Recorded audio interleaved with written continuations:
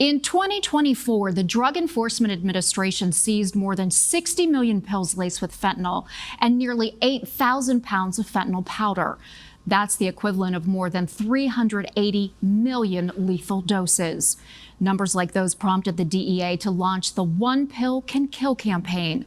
Special agent in charge with the DEA Washington Division, Christopher Gimenez, is here with more. Thank you for being here today. This is such an important conversation. Amy, thanks for having us. I really appreciate it. Anytime we can get our message out there, and especially with your beautiful audience and get the word out is great for us, and I appreciate having us. So what is the picture here in Virginia and beyond as far as fentanyl?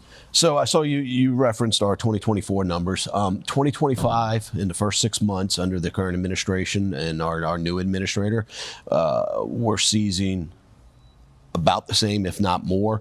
We're at about 44 million dosage units in fentanyl, about 4,500 pounds of fentanyl. Our methamphetamine numbers are up. We've seized about 70,000 through the first 6 months and about 200,000 pounds of cocaine. So far through 2025, the first 6 months, the men and women of the DEA, we have seized enough deadly doses to save 24 million people so far this year. My goodness.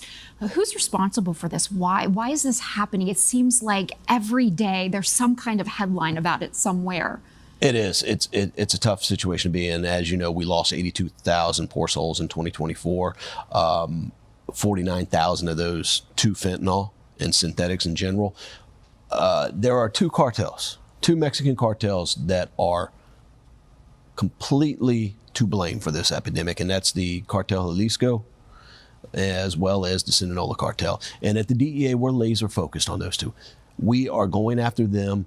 As you're aware, the president signed a executive order identifying 8 organizations as foreign terrorist organizations, the Cartel Jalisco, as well as Sinaloa, to include MS-13, Tren de Agua, as well as the Zetas, the Michoacan family, as well as others. We are laser focused on those two specific, being Sinaloa and Cartel Jalisco, because they're probably responsible for the majority, if not all, of the fentanyl and the methamphetamine being imported in the United States.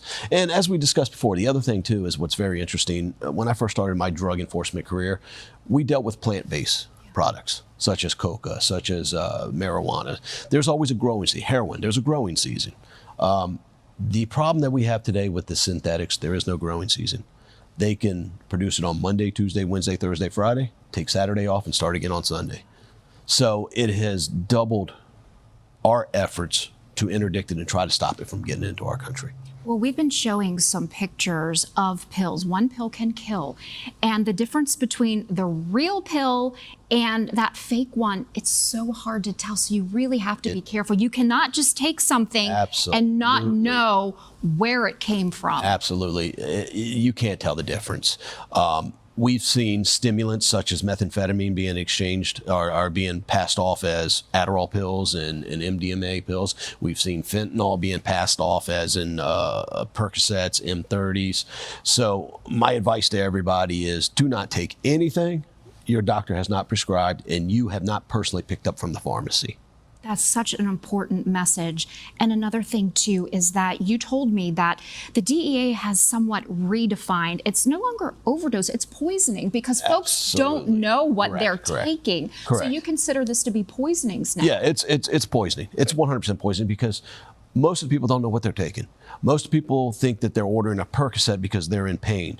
But instead, they get a lethal dose of fentanyl. And if you don't know this, but fentanyl, anything more than 2 milligrams is a lethal dose. For carfentanil, which is even a worse opioid, it's 0.02 milligrams. 2 milligrams, just to give your viewers kind of an idea, take a tip of a sharpened pencil, put some powder on it, that's a lethal dose. Wow. That's a lethal dose. I know you've seen across the news where people fall out by accidental exposures and stuff like that. It's a very deadly drug, and unfortunately for America, it is the single deadliest drug we've seen into the illicit drug supply ever.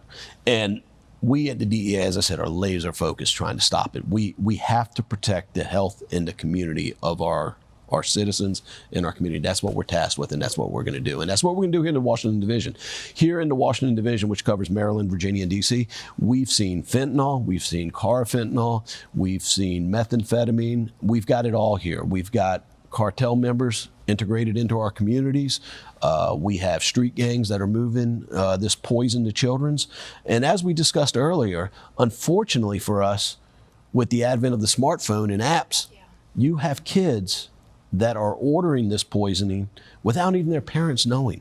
They can go on Snapchat, they can go on Instagram, they can go on TikTok, they can place an order, they can pay through Cash Apps, they communicate through, back up, they communicate through WhatsApp, Signal, again, encrypted device, encrypted apps, then they pay through Zelle, they pay through any of your Cash App, yeah, another one. Venmo, Venmo, sure. and then all of a sudden it's delivered. And here's what's the crazy thing, Uber. Yep. They're using Uber to deliver it now, including as well as your parcel services, the mail, and everything else. So if you're not diligent as a parent, if you're not checking your kid's phone, if you're not having the hard conversations, I know we have a lot of parents say, oh, well, I want to respect my kid's independence. Well, engage, please engage. You can respect the independence, but engage and discuss with them that this is a national catastrophe that's happening. And we, as not only the DEA and local law enforcement that we partner with, as well as state and other federal agencies, but as parents, we need to do something to stop these poisonings. Well, thank you for bringing this message. Here at Virginia This Morning, we like to have the tough conversations and share our voice with the community to let them know this conversation may have saved a life today. And I that hope so. is fantastic. I hope That's so. what we want. The Drug Enforcement Administration One Pill Can Kill campaign is designed to educate the public about the dangers of counterfeit pills.